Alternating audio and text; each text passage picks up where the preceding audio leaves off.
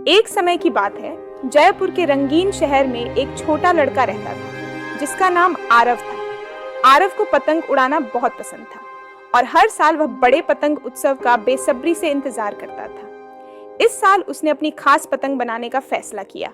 आरव के दादा, जो एक कुशल पतंग बनाने वाले थे, ने उसे विशेष कागज, मजबूत डंडियां दी और पतंग बनाने के रहस्य सिखाए। आरव ने कड़ी मेहनत की और उसकी पतंग सुंदर निकली, रंगों और पैटर्नों से सजी, जो एक मोर की तरह दिखती थी।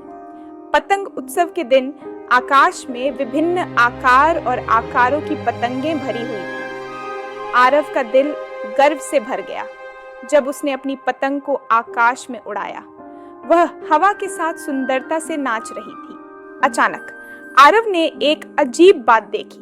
एक विशाल काली पतंग कहीं से प्रकट हुई, पतंगों को काटते हुए। काली पतंग अपराजेय लग रही थी और सभी ने उसे पतंग भक्षक कहना शुरू कर दिया। आरव को थोड़ी घबराहट हुई, लेकिन उसके दादा के शब्द उसके मन में गूंजने लगे।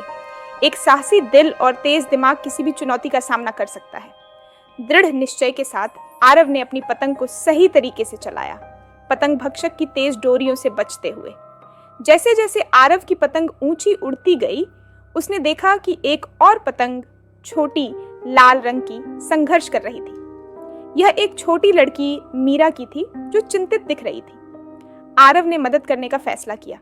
उसने अपनी पतंग को धीरे धीरे मीरा की पतंग की ओर ले जाकर उनकी डोरियों को जोड़ दिया, जिससे उसकी पतंग को आवश्यक ऊंचाई मिल गई। आरव की मदद से मीरा की पतंग ऊंची और स्थिर उड़ने लगी, लेकिन पतंग भक्षक पास आ रहा था। जब ऐसा लग रहा था कि पतंग भक्षक उनकी पतंगों को काट डालेगा, आरव के पास एक विचार आया।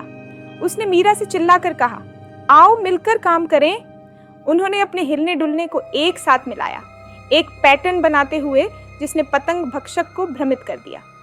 एक रोमांचक मोड़ में आरव और मीरा की पतंगों ने पतंग भक्षक के चारों ओर घुमाव किया, उनकी डोरियां जाल बनाते हुए।